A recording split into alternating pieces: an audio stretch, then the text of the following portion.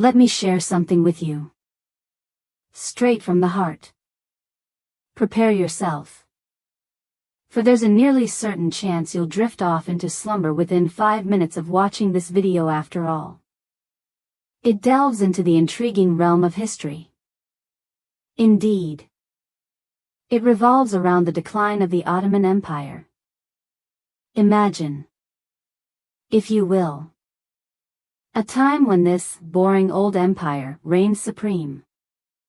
A formidable power stretching across 3 vast continents. That its ultimate downfall was not merely a tale of politics and conflict, it was a saga of treachery, upheaval, and the essence of a world on the brink of extinction. Before we embark on this journey, be sure to subscribe and share your thoughts in the comments below. I would be delighted to hear from you, particularly if you're interested in having some background music to guide you on a journey through the tapestry of history. So pour yourself a cup of tea, settle in, and allow yourself to be transported into the twilight of one of history's most magnificent empires. Once upon a time, the Ottoman Empire stood tall. A grand tapestry woven with the threads of diverse cultures and histories. Yet, as the world approached the tumultuous era of World War I, this once mighty giant began to show signs of wear. Its splendor dimming in the face of modernity and change. As the 20th century began to unfold, the once mighty Ottoman Empire, which had cast its shadow over Europe, Asia, and Africa, found itself teetering on the brink of disintegration. Though its name still whispered of former glory, the truth lay in the shadows of a dilapidated structure, weighed down by ages of decay, internal discord, and a struggle to adapt in an ever-evolving landscape. In the twilight of the 13th century, a grand empire emerged, destined to flourish. By the 16th and 17th centuries, it basked in the brilliance of its golden age. A time of unparalleled splendor and achievement. This phrase, while unflattering, held a kernel of truth within its harshness. For more than 100 years, the Ottomans found themselves gradually relinquishing their lands. In the 1820s, Greece emerged victorious in its quest for independence, paving the way for neighboring nations like Serbia, Romania, and Bulgaria to follow suit in the years that unfolded.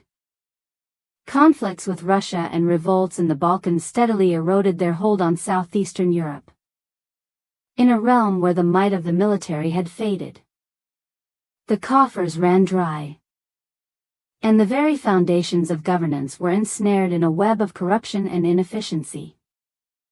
The empire stood on the brink of a reckoning. In the midst of the Tanzimat era, from 1839 to 1876, there were earnest efforts to breathe new life into the realms of administration, education, and the military, seeking to usher in a wave of modernization. Yet these reforms frequently found themselves at odds with established interests, struggling to weave a unified identity among the empire's varied peoples. In a landscape where some Muslims found solace in the embrace of pan-Islamism, viewing it as a thread that could weave them together, there were others, especially Christians and ethnic minorities, who yearned for the sweet taste of national independence, carving their own paths in the tapestry of history. Within the empire's vast expanse, a tale of division unfolded, as conservative factions remained steadfast in their loyalty to the sultan, while reformist groups fervently advocated for a new era of constitutional governance. In the year 1908, a group of passionate military officers and enlightened thinkers, known as the Young Turks, rose to prominence. They championed the cause of restoring the 1876 Constitution, aiming to unify authority and bring a secular vision to the governance of their land. Once celebrated as heroes, their stringent measures would eventually drive a wedge between them and numerous non-Turkish communities. In the shadows, the forces of European imperialism were weaving their influence ever more tightly around the region. In the grand tapestry of history, Britain, France, and Russia found themselves entwined in a complex dance of ambition, each vying for a stake in the rich and storied lands of the Ottoman Empire, particularly those nestled in the heart of the Middle East. In the grand tapestry of global politics, the empire's strategic location emerged as both a coveted treasure and a mere pawn, weaving its fate into the intricate narratives of power and ambition. As the dawn of the 20th century approached, the Ottoman Empire found itself in a fragile condition, not as a formidable global force, but rather as a waning multi-ethnic realm grappling to maintain its unity. Its institutions faltered, its borders lay vulnerable, and its people found themselves fractured by the deep divides of ethnicity, faith, and ideology. In the year 1914, a dramatic scene unfolded as the first monumental upheaval of the modern era erupted: World War I. This conflict would serve as the decisive blow to the empire that had once held dominion over the world's crossroads. The perilous bet, the Ottoman Empire's decision to join World War I. In the year 1914, the Ottoman Empire found itself at a pivotal juncture, fragile, alone, and plagued by internal disintegration. In a time long past, an empire that once basked in glory found itself slowly succumbing to the wounds inflicted by years of relentless wars, uprisings, and the treacherous dance of political strife.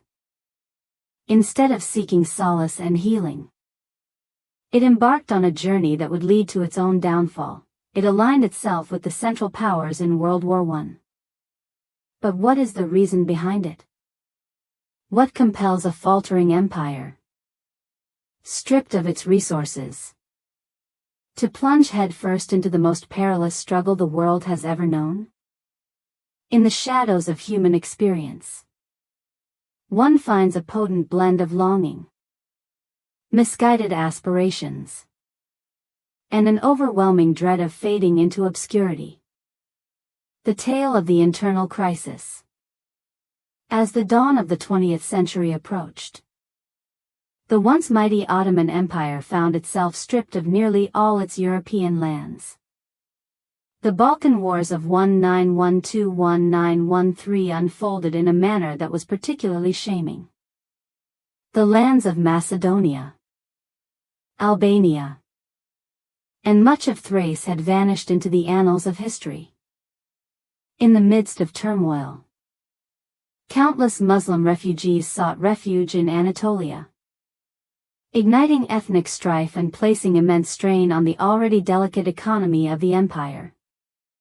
In a time of great change, the Young Turk government, which went by the name of the Committee of Union and Progress, CUP, held the reins of power.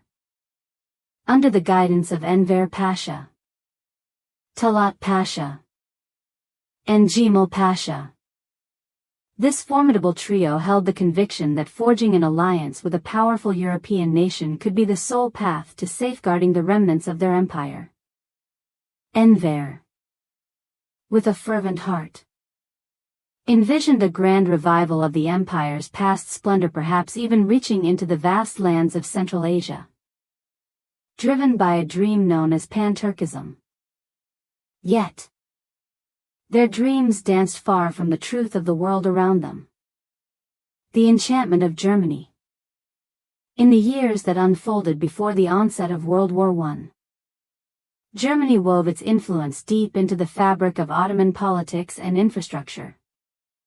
German officers played a pivotal role in the transformation of the Ottoman military. In a remarkable endeavor, German engineers set forth to construct the renowned railway stretching from Berlin to Baghdad. And German diplomacy provided the Ottomans with a vital element they yearned for: respect. In stark contrast, Britain and France showed scant enthusiasm for maintaining the empire. They had a greater fascination with dividing it up. In the grand tapestry of history, Russia, once a fierce adversary, harbored dreams of dominion over the Bosphorus and the lands of eastern Anatolia. As the summer of 1914 dawned, the winds of war began to stir, and the Ottomans found themselves at a crossroads, caught in a moment of uncertainty. Yet, it was only a fleeting moment.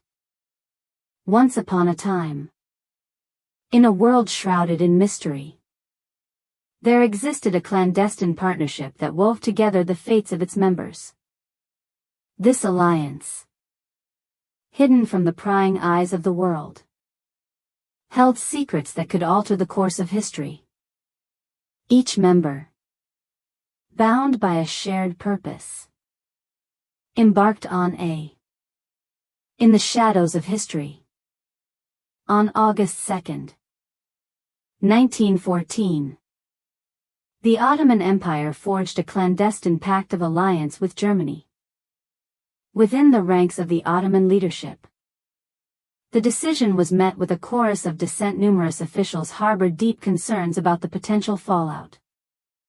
Yet, Enver Pasha held a firm belief that Germany would emerge victorious in the war, and that victory would come swiftly and with great finality. On a fateful day, October 29, 1914, the Ottomans took a decisive step into the tumultuous arena of war. As their navy, guided by German command, unleashed a barrage upon the Russian ports nestled along the Black Sea. On the fateful day of November 1st, Russia took the bold step of declaring war, a move that would soon be echoed by Britain and France. The path ahead was set, and retreat was not an option. The battle across four realms. In an unexpected turn of events, the Ottoman Empire found itself engaged in battles on several fronts.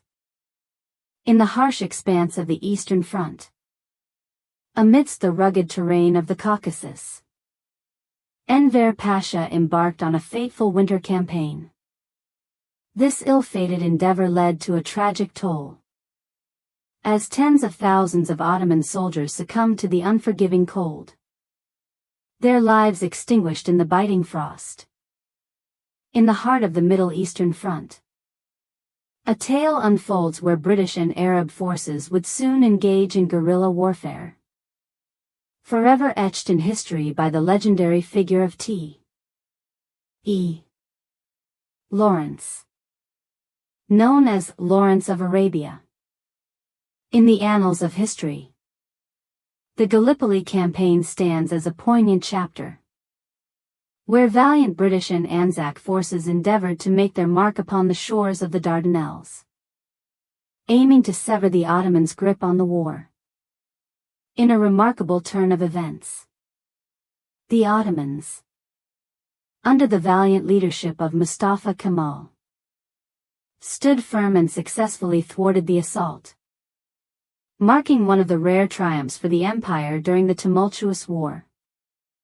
In the Mesopotamian front, British forces embarked on a gradual advance through the lands we now know as Iraq. A tale of endurance. For the Ottomans, this was more than merely a conflict of alliances. It was a battle for existence. The empire's leaders held a conviction that aligning with Germany presented a final opportunity to fend off the encroachment of colonial powers eager to divide their lands. Yet, the price was truly astonishing. The vast network of the empire found itself in a state of disarray. In lands such as Lebanon and Syria, the shadow of famine loomed large. A swift tide of illness swept through the land. Amidst the tapestry of cultures, a storm brewed, one that saw the threads of Turks, Arabs, Kurds, and Armenians intertwine in conflict. In the annals of Ottoman history, there lies a profoundly somber tale, the Armenian genocide of 1915. During this harrowing period, more than 1 million Armenians faced systematic deportation and death, all orchestrated by the Ottoman government. This was not merely a wartime horror, it was a deliberate act of ethnic cleansing, leaving an indelible mark on the empire's legacy. The era that determined their destiny. As the year 1917 unfolded, it became evident that the currents of conflict were shifting. In a pivotal moment, the United States joined forces with the Allies in the unfolding conflict. As the Russian Empire crumbled, the stage was set for Britain and France to weave their influence across the vast expanse of the Middle East. In the year of 1918, the mighty Ottoman forces found themselves crumbling under the weight of adversity on every front. Once, the empire flourished, its vast lands reaching from Algiers to Baghdad. But now it found itself diminished, confined to the very essence of its Anatolian heartland. On the fateful day of October 30th, 1918, the empire took a significant step by signing the Armistice of Mudros, marking the end of its involvement in the Great Conflict. It was an utter downfall. The wager had not paid off. The empire's choice to plunge into the conflict proved to be a disastrous one. Rather than preserving the empire, it hastened its downfall. After the fall, the echoes of defeat and occupation. On the fateful day of October 30th, 1918, the echoes of gunfire ceased, marking a poignant moment in history. After 4 grueling years of conflict, the Ottoman Empire found itself at a crossroads, ultimately signing the Armistice of Mudros with the Allied powers. Yet what unfolded thereafter was not tranquility, it was a shattering of all that once was. The conclusion of World War I was not merely a cessation of hostilities. It dealt a devastating blow to the remnants of the Ottoman Empire. Once, the empire stood strong, its social fabric woven tightly, its political legitimacy shining bright, and its territorial integrity unassailable.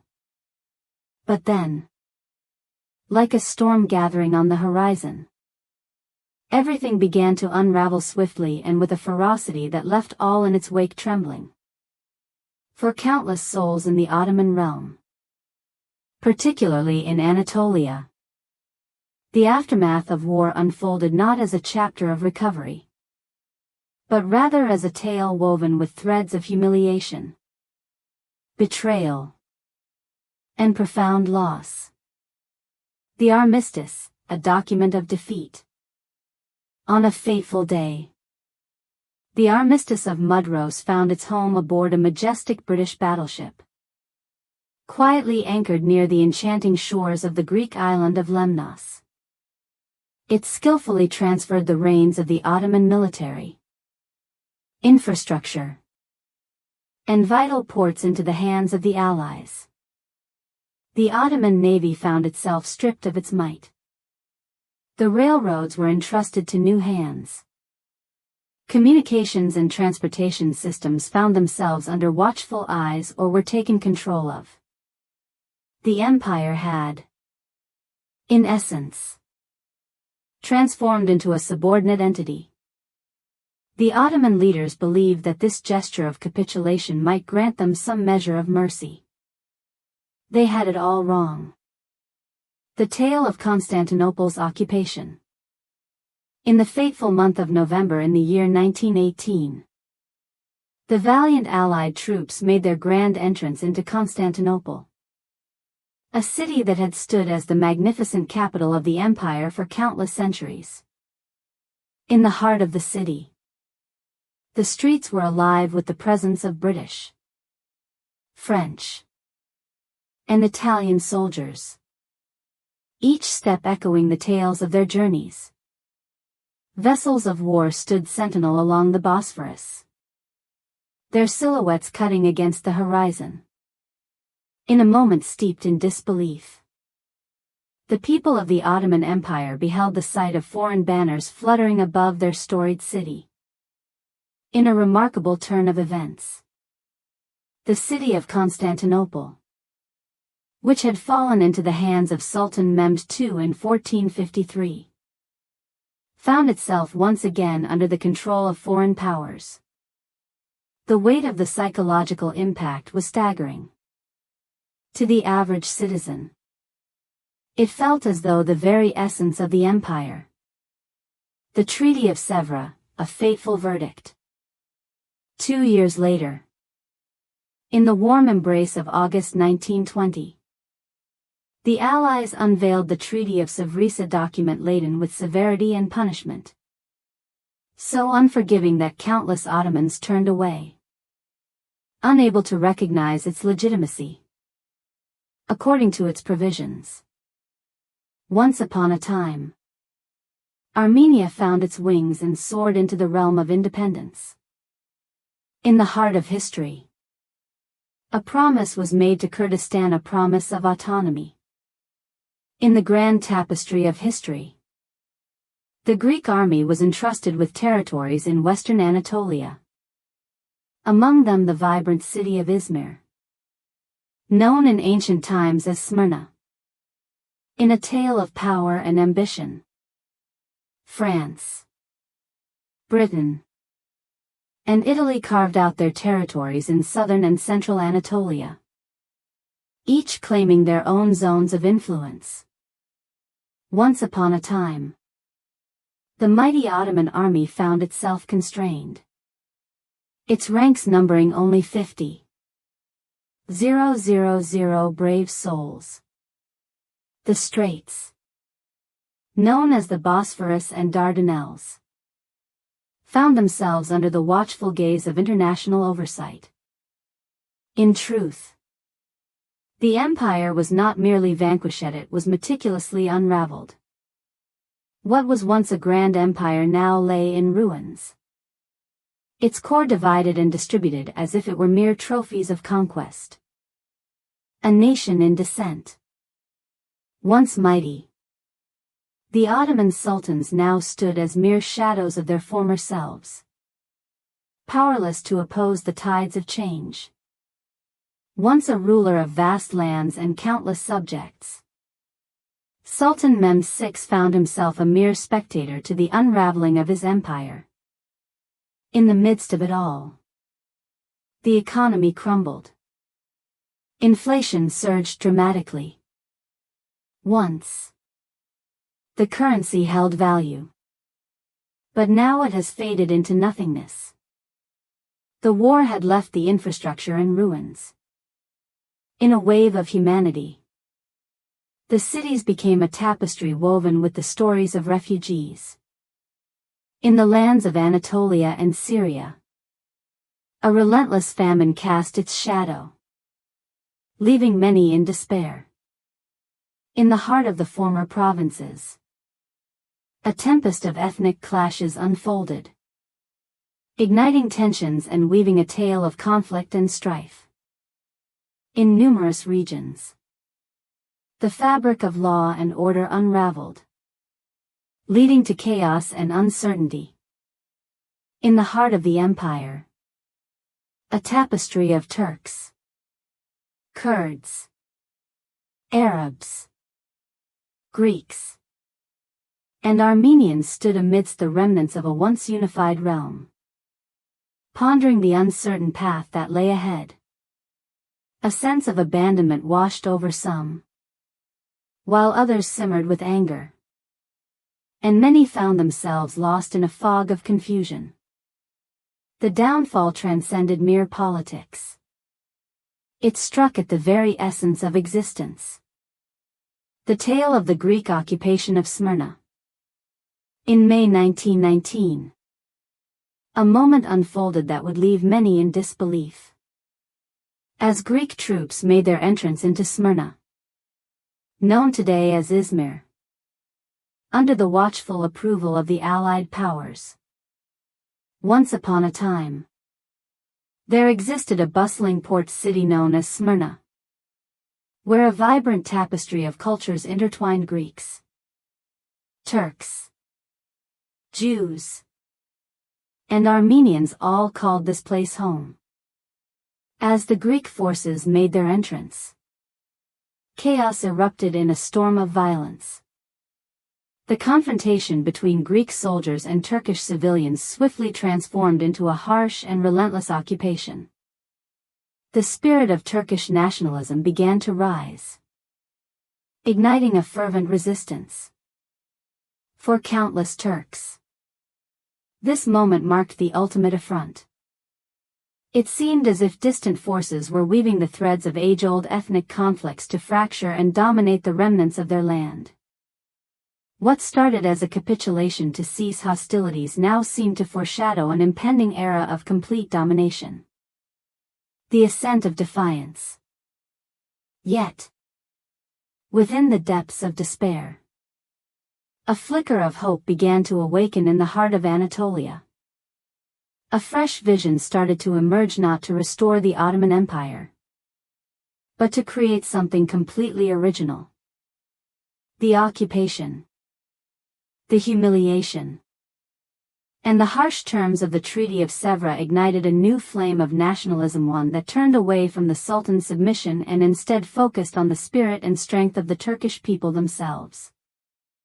This notion did not originate in grand halls, but in humble villages, among seasoned warriors, thinkers, and everyday people who would not surrender to the demise of their homeland. And at the heart of this burgeoning resistance emerged a calm, resolute figure, Mustafa Kemal. Yet, before he could rally the masses for a revolution, he needed to spark a flame, and this journey would not commence in Istanbul, but rather in the untamed hills of Anatolia. The empire within, the fall of authority and the dawn of a new awareness. By 1919, the Ottoman Empire had transformed into a disjointed entity. It resembled a shattered mirror, revealing only pieces of its once glorious past. Its lands lay under the shadow of occupation. Its people faced the gnawing pangs of hunger, and its leaders found themselves ensnared in a web of uncertainty. Yet, more perilously, the empire had forfeited something elusive yet essential, the conviction that it could endure. The Sultanate in denial. In the midst of this standstill loomed Sultan Mehmed VI, the 36th and last sovereign of the illustrious Ottoman dynasty. In the grand expanse of his palace in Constantinople, a fortress of power stood, heavily shielded by the vigilant Allied forces. Every decision he made was under the watchful eyes of British officers, their influence weaving through his thoughts.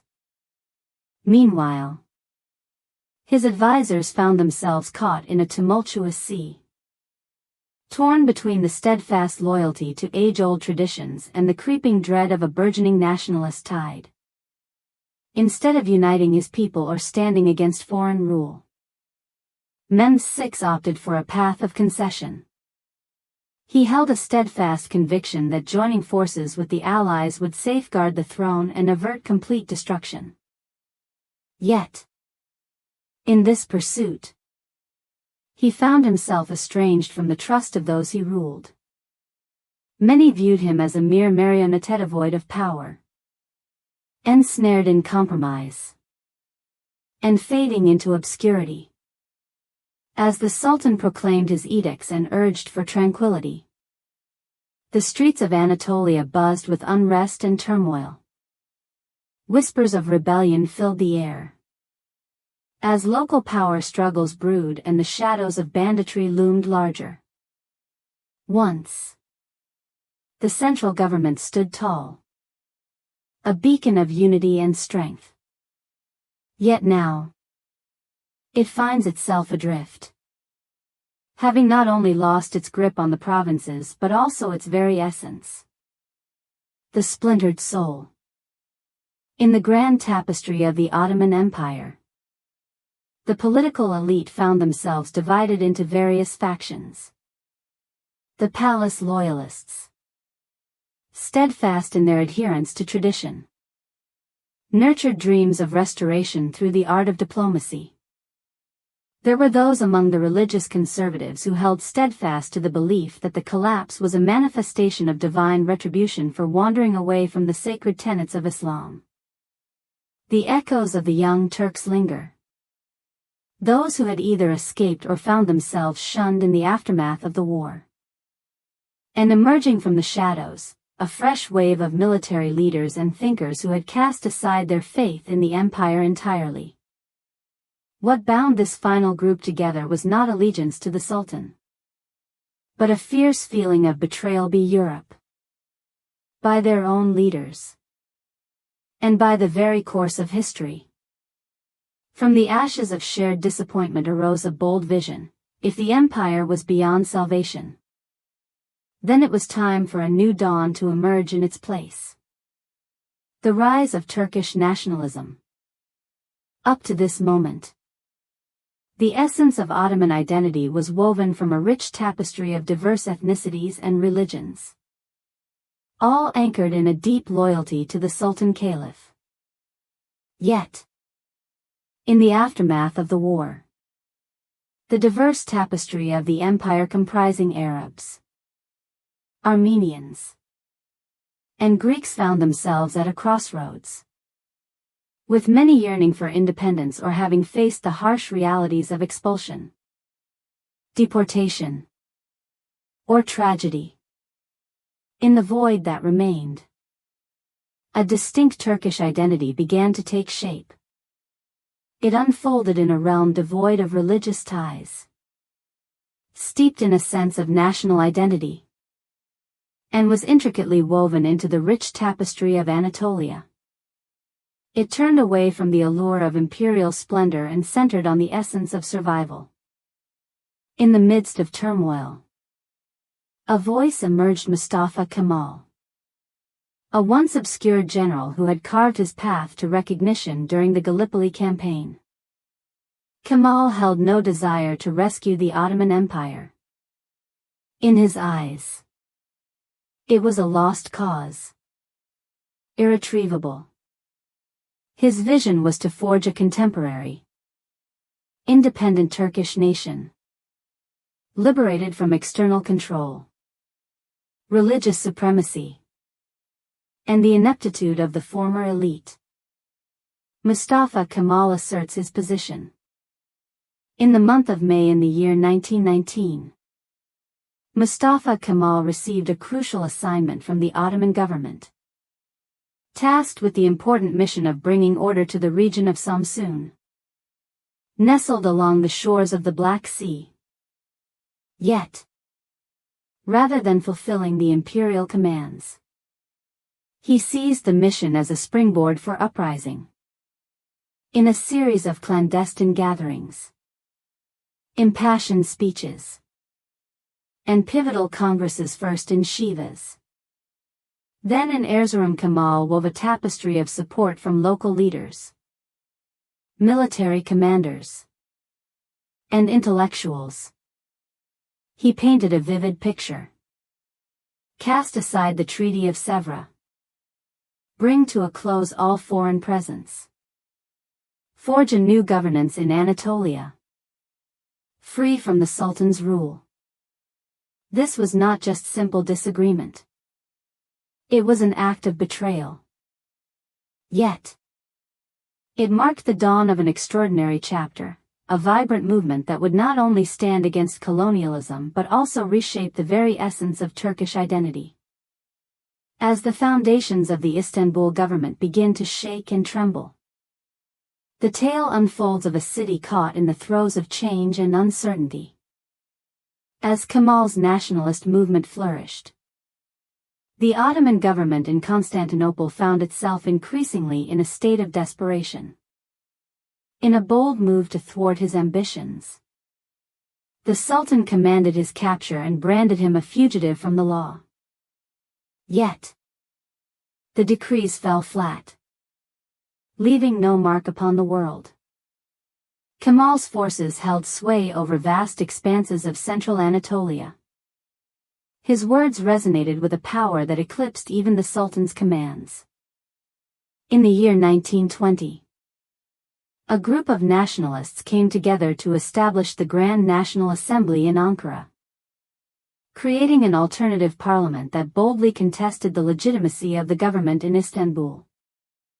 In a moment that would change the course of history, two governments emerged, each asserting their claim to the hearts and minds of the Turkish people, one a fading echo of imperial dominance, the other a vibrant embodiment of the people's aspirations. A transformation in the collective awareness. The true strength of Kemal's movement lay not merely in military tactics, but in his remarkable talent for reshaping the narrative of the nation. He spoke to the Turkish people, "You are not the final subjects of a fading empire, you are the inaugural citizens of a vibrant new nation." This transformation of the mind was nothing short of groundbreaking. Turks would no longer see themselves as devoted subjects of a far-off sultan. They had become the guardians of their land, the architects of their fate. The shift in awareness was deep and resonant, particularly among those who have served, the young, and the informed middle class. For the first time, they envisioned themselves as integral to a future that deserved their struggle, not one shaped by bygone triumphs, but one founded on progress, fairness, and self-determination. The dawn of a new era, the beginning of Turkey's War of Independence. As the year 1920 unfolded, the Ottoman Empire found itself gasping for air, its once mighty presence dwindling to mere whispers of its former glory. In a time long past, the venerable institutions that had stood for centuries found themselves immobilized, the populace divided and disheartened, while the grand capital Constantinople lay under the shadow of foreign dominion. What was once a grand caliphate now stood as a mere shadow of its former self, sustained only by the lingering grace of imperial tradition. Yet, nestled in the very soul of Anatolia, an extraordinary force had begun to stir. Emerging from the depths of grassroots struggle rather than the heights of dynastic privilege, the Turkish national movement was gaining strength, and its influence would soon alter the course of the entire region's future. A journey from defiance to transformation. In the fateful month of April in the year 1920, a pivotal moment unfolded, the birth of the Grand National Assembly, GNA, in the heart of Ankara. This was not merely a political gesture, it was a bold proclamation of independence. Under the guidance of Mustafa Kemal, the GNA emerged as the singular rightful authority, embodying the aspirations of the Turkish people. This boldly confronted the power of Sultan Mehmed VI and the Istanbul government, who had grown ever more dependent on the shield of Allied protection. Indeed, The Sultan's efforts to disband the assembly and detain its members only strengthened the determination of the nationalists. The battle for legitimacy had commenced. The Kuvayi Milli, the army of the people. In the early days, Kemal found himself without a formal army. What he possessed were loosely organized militia groups known as the Kuvayi Milli, national forces. In the tapestry of history, these groups emerged, woven together by the threads of World War I veterans, resilient peasants, and the weary souls of disillusioned soldiers. Though their resources were scarce, their unwavering determination shone brightly, illuminating their path forward. Amidst the chaos of conflict, these brave militias stood firm against the relentless tide of Allied advances and the fervent cries of local uprisings. In the shadows of the land, they engaged in a fierce struggle, launching guerrilla attacks against the Greek forces to the west, confronting the French occupiers in the south, and battling the pro-Sultan factions to the east. By the middle of 1920, the nationalists had gathered sufficient strength to start shaping a well-organized and disciplined army, the regular forces destined to serve as the foundation of Turkey's War of Independence. The hidden adversary, the Istanbul Fatwa, and the struggle against belief. In a moment of urgency, the Sultan's government, under the weight of British influence, proclaimed a religious fatwa branding Mustafa Kemal and his followers as insurgents against Islam. This decree echoed through the mosques and found its way into the hands of the people through leaflets, traveling across the vast empire. It aimed to shatter the nationalist fervor by depicting Kemal's movement as sacrilegious and unorthodox. Alas, the scheme unraveled unexpectedly. Kemal responded with a fatwa of his own, crafted by scholars aligned with Ankara, portraying the Sultan and his British allies as the genuine traitors to Islam. This theological tug-of-war illuminated the evolving landscape of political legitimacy in the Muslim world, one that was now being challenged not through bloodline or religion, but through the collective will of the nation. For many everyday Turks, the inquiry shifted from, who holds the caliph's blessing, but, who among us will rise to protect our homeland, nourish our kin, and stand valiantly for our honor? And the revelation unfolded with growing clarity. The Greek menace. One of the most formidable threats to the nationalist cause emerged from Greece. With the support of the British, Greek forces had taken control of significant areas in western Anatolia, encompassing Izmir and portions of Bursa. They set forth on a quest to restore the ancient Hellenic territories and to broaden the horizons of the Kingdom of Greece. In a flash, the nationalist reaction surged forth with intensity and vigor. Under the leadership of İsmet İnönü, the Turkish forces stood firm against relentless Greek offensives, showcasing their resilience in the battles of İnönü I in January 1921 and İnönü II in March 1921. Despite facing overwhelming odds and limited resources, the Turkish forces demonstrated remarkable tenacity and strategic ingenuity. These triumphs transcended the battlefield. They carried profound meaning. They demonstrated to the world that the Turkish resistance was not merely a marginal uprising, but rather a formidable national liberation movement. Negotiations on dual battlegrounds. As the brave soldiers clashed on the battlefield, Mustafa Kemal skillfully navigated the intricate world of diplomacy beyond the borders. His plan was nothing short of genius: to separate the Allies, win over the Soviets, and secure a place on the world stage. In the year of 1921, He put pen to paper on the Treaty of Moscow, marking a significant moment with the newly established Soviet Union.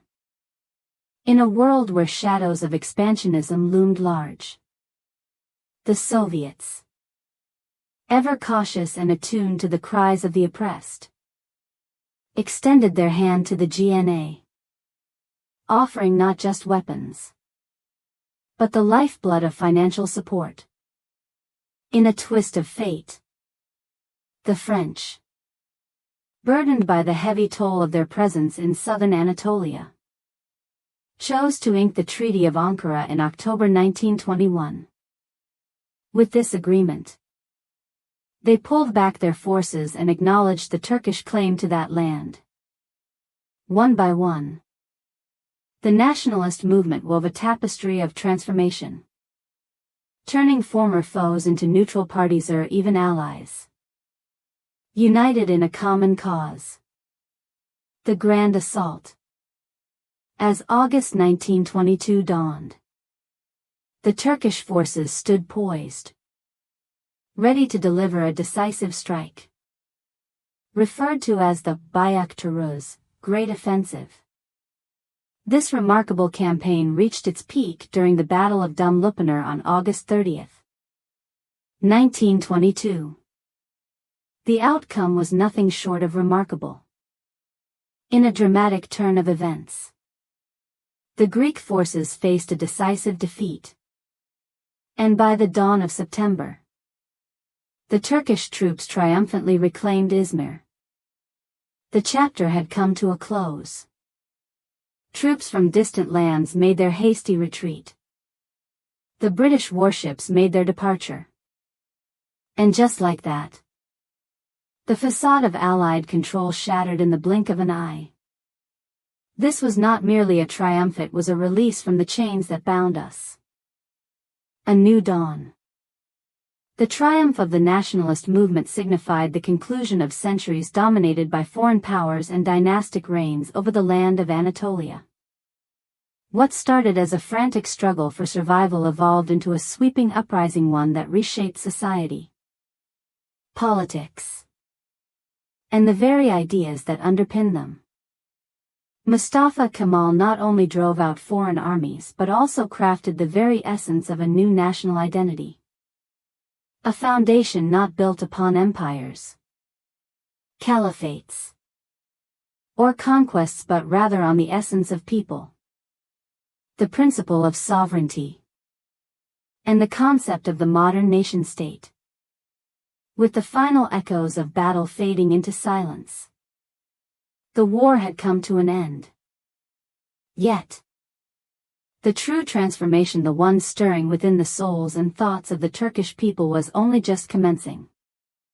The tale of transformation, Mustafa Kemal and the dawn of the Turkish Republic.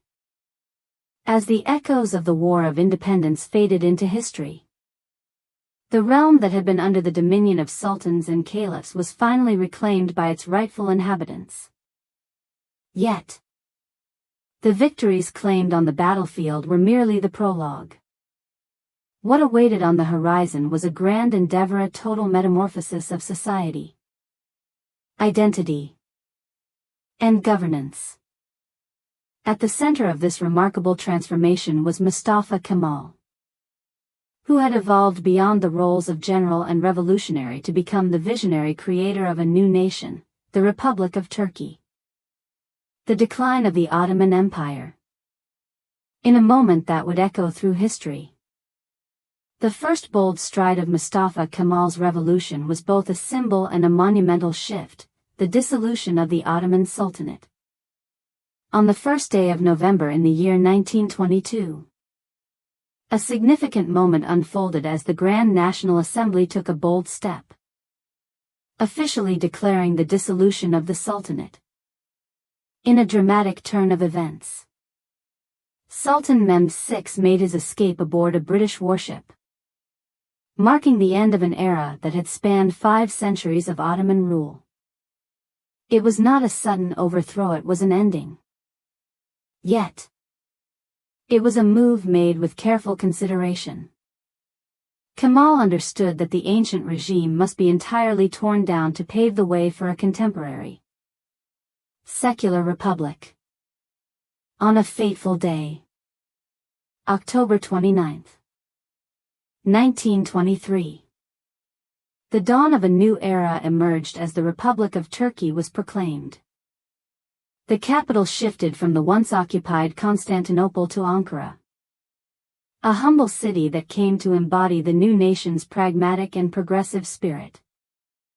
In a momentous turn of events, Mustafa Kemal ascended to the esteemed position of the first president of Turkey. From this moment forward, he would carry a new title, Ataturk, which translates to Father of the Turks, transforming identity from subjects to citizens. One of Ataturk's most transformative actions transcended the political realm and ventured into the heart of culture. For ages, the people of the Ottoman Empire found their identities woven into the fabric of their faith and community: Muslim, Christian, Jew, Arab, Kurd, Turk, Armenian. The realm unfolded as a rich tapestry woven from threads of sacred decrees and the weight of imperial command. Ataturk transformed the narrative. He painted a picture of a cohesive national identity, one that revolved around the principles of secular citizenship. This was not a revival of Turkish ethnic dominance, but rather a quest to create fairness, stripping religion from the corridors of power and elevating individuals as equals beneath the law. To achieve this vision, Ataturk embarked on an ambitious journey of reforms that transformed every facet of society. The reforms of Kemal. The end of the Caliphate in 1924 marked a significant turning point in history.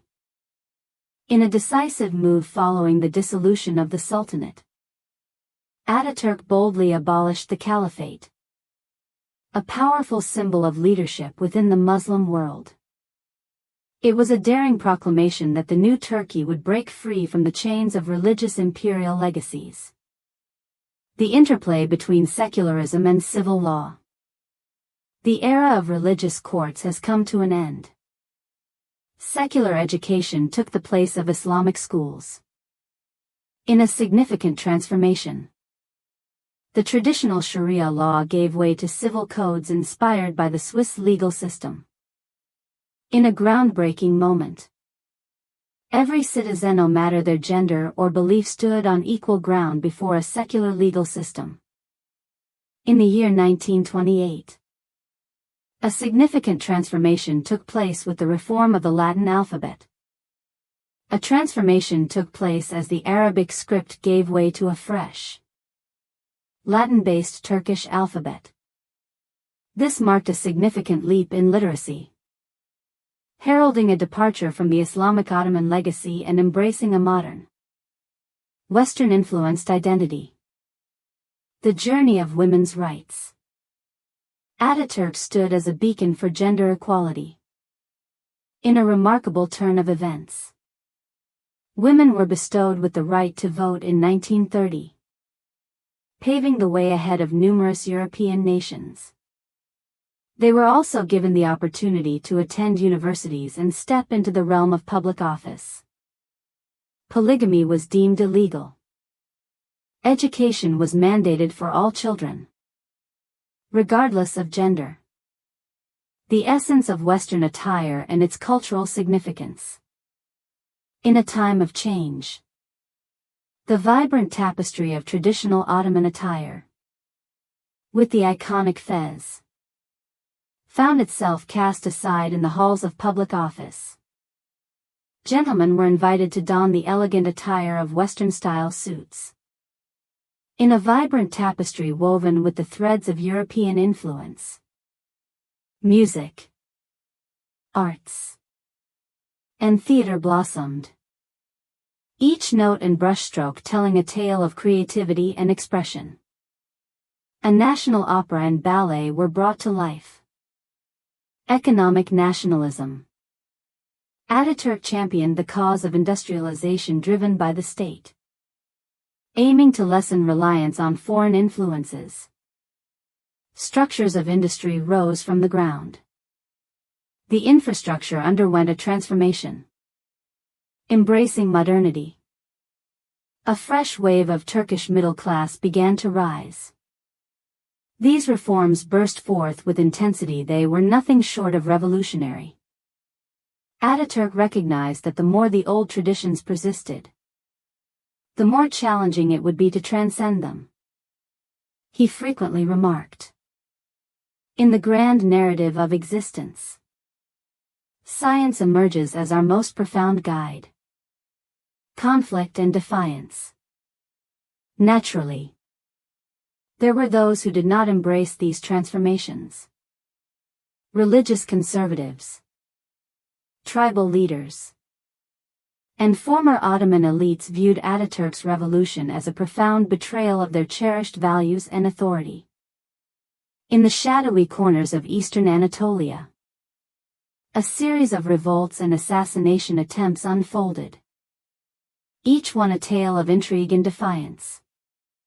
Yet, the fledgling republic moved with remarkable speed and determination. Resistance was frequently stifled by the imposition of emergency laws and the authority of military courts. Ataturk held a vision for democracy. Yet he understood that it could only flourish once the pillars of the new republic were firmly established. In the immediate aftermath, he governed with a firm hand, proclaiming that freedom would emerge only once order was restored.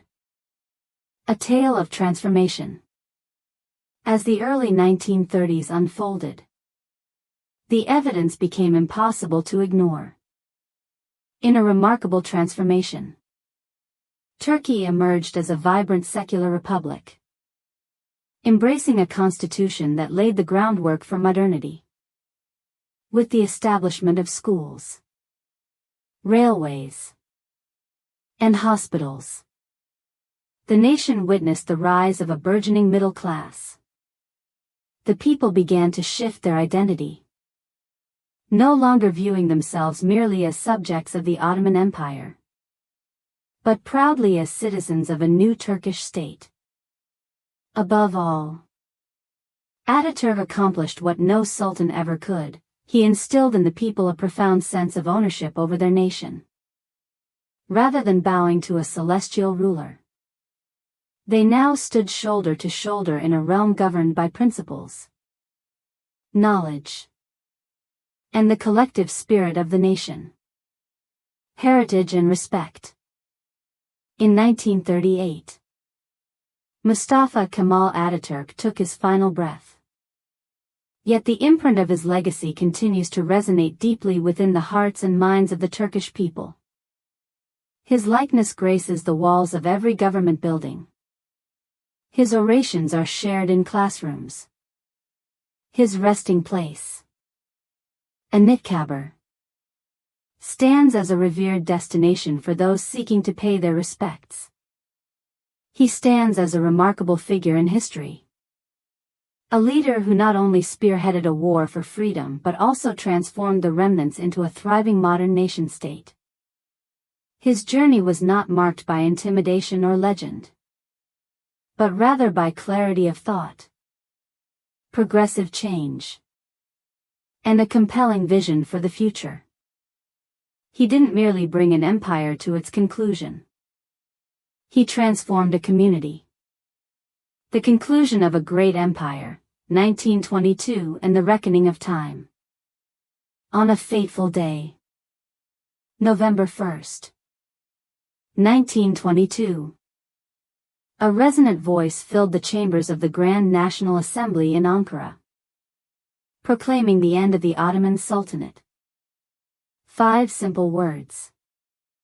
Yet beneath them echoes the somber toll of a civilization that had reigned for more than 600 years. Once a grand tapestry woven with the threads of Mecca and Medina, Budapest and Baghdad, Cairo and Constantinople, the Ottoman Empire now finds itself a mere whisper in the annals of history. This was more than a mere political maneuver. It was a moment of profound significance in history. The burden of 1,000 years. For centuries, the Ottomans stood as more than just a ruling dynasty. They embodied a grand world order. In its prime, the empire stood as a remarkable blend of Islamic rule, grand aspirations, and the harmonious existence of varied cultures. It had woven a tapestry of relative stability and trade that spanned 3 continents. Their courts, scholars, artists, and architects wove a tapestry of influence that shaped the very fabric of world civilization. Yet, as the dawn of the 20th century approached, this once majestic edifice had transformed into something unwieldy, fragile, and devoid of vision. In a time of transformation, the landscape of nations was evolving. New powers emerged. Industries clashed in competition, and the spirit of democracy breathed life into societies anew. Amidst a backdrop of scattered reforms, the Ottomans found themselves unable to keep up with the changing tides. Their refusal to embrace true decentralization, their reluctance to adapt to technological advancements, and their deep-rooted ties to outdated absolutism ultimately determined their destiny. And when the Great War arrived, they placed their bets on the wrong side and faced the dire consequences. The last strike, November 17, 1922. On a fateful day, 16 days following the end of the Sultanate, the last of the Ottoman rulers, Sultan Mehmed VI Vahadeddin, stepped aboard a British warship anchored in the bustling port of Istanbul. He sought refuge in the distant land of Malta. In that moment, the absence of crowds was palpable. With no soldiers poised in salute and no dignitaries to bestow their honors, only the hush of stillness. Once, this man held the esteemed title of Caliph, revered as the political successor to the Prophet Muhammad among all Muslims. And yet, he departed empty-handed, devoid of a crown, a following, and the weight of legacy to support him. For the empire, this marked a whispering conclusion, a soft fade into the annals of time. Not with a thunderous roar but rather a gradual unraveling, softly fading into the silence of absence. The final whisper of the caliphate. Even after the Sultanate came to a close in 1922, the Caliphatia title steeped in religious significance was held onto for a time. Some envisioned it as a sacred beacon within the emerging republic. Yet, Mustafa Kemal Ataturk envisioned a different path. In the month of March in the year 1924, the caliphate met its end, vanishing completely from the annals of history. This act reverberated throughout the Muslim world, stirring emotions from Egypt to India to Indonesia. For centuries, the Ottoman Caliph stood as a beacon of leadership for Sunni Muslims across the globe. Now, that guiding presence had vanished, and in its stead arose a secular republic, boldly contemporary, gazing not toward Mecca, but toward the vibrant streets of Paris and the dynamic spirit of Berlin. A new order emerges. As the remnants of the Ottoman institutions faded away, Ataturk and his allies embarked on a journey to craft a new order. A realm where the sacred and the sovereign walked distinct paths. A tale where the rules were crafted by the hands of Parliament, rather than dictated by celestial command. A realm where the bonds of citizenship were not woven through the threads of lineage, but rather forged through active engagement in the life of the Republic. This was a bold dream, particularly in a land where empires and spiritual power had held sway for ages. And thus, it came to fruition. In just 10 short years, Turkey transformed into one of the fastest modernizing nations within the Muslim world. The literacy rates experienced a remarkable rise. The framework grew and evolved.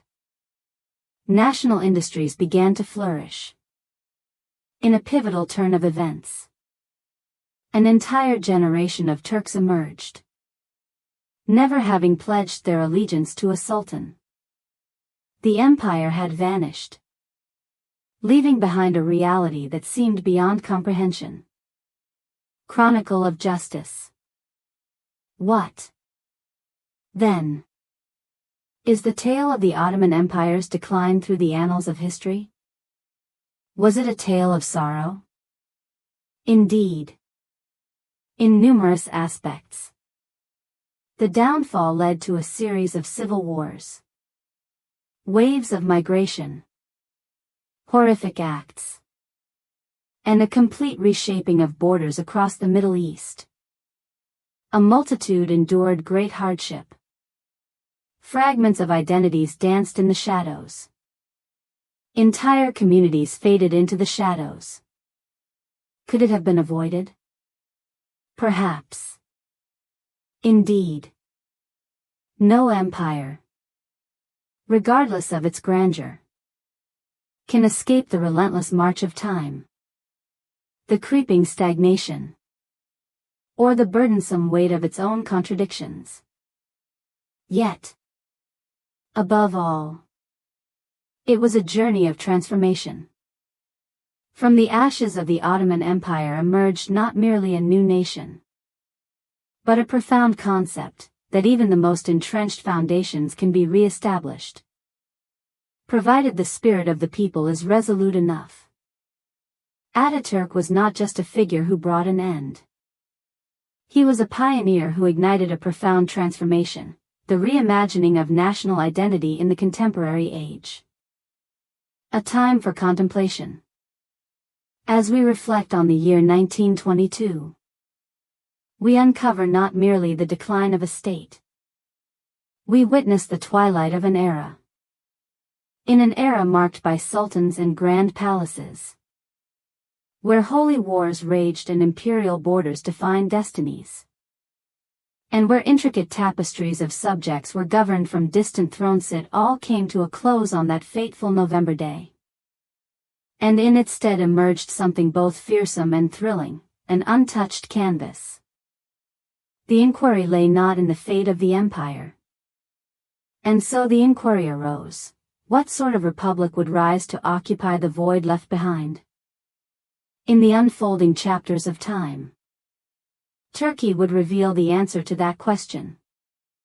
Yet for the Ottoman's tale commenced in 1299 with Osman Gazi. It marked the concluding chapter. A chapter concluded by the voices of the people, not the decree of the crown. As we reach the end of our journey, I wonder, have you drifted off into slumber yet? Let's dive into the true significance behind this boring history. Let's speak candidly. Should you find yourself here at this moment, let me extend my heartfelt congratulations. You've proven to be more resilient than the vast majority of YouTube viewers. Indeed. I predicted it from the start. Chances are you might doze off while watching this video on the Ottoman Empire. And perhaps a few of you did just that. Perhaps you find yourself just emerging from slumber, pondering why a certain fellow continues to weave tales of sultans from a century past. But let me share this with you. This tale that some might deem boring, it's more than mere dusty dates or forgotten dynasties. It's about something profoundly relatable. TNA. A. The decline of the Ottoman Empire unfolded not merely through battles or agreements or weary rulers in their grand halls. It was a tale of the unraveling of a complete perspective on life. It was a tale of what unfolds when the voices of the many are drowned out. When those in power hold on too fiercely. And when the pace of change outstrips the grip of age-old customs. And let's face it, it's not solely about them. This tale revolves around us. Each empire believes it is destined for eternity. Each power structure perceives itself as a unique chapter in the grand narrative of history. Yet, the passage of time brings us all to our knees. It serves as a poignant reminder that nothing, regardless of its might, can escape the tides of transformation. A journey within. In my youth, the tales of Ottoman history didn't capture my interest. Like many others, I believed it was merely a collection of battles, grand palaces, and sultans adorned with whimsical headgear. Yet, as I delved deeper into the pages, it became clear that this tale transcends mere history. It reflects back the essence of what is before it. A reflection revealing the simplicity with which nations overlook the signs of impending trouble. A reflective surface revealing the peril of allowing authority to remain unchallenged for an extended period. And perhaps above all, it reveals the remarkable strength of individuals to transform their Levesto cast-aside decline. To emerge from setbacks. And to declare, we shall begin anew. This time, we shall embark on a new path. Mustafa Kemal Ataturk didn't merely dismantle a shattered empire. He bestowed upon his people a remarkable opportunity for renewal. A challenging tale. A sorrowful chapter. Yet an authentic narrative. That's quite intriguing. What a remarkable tale.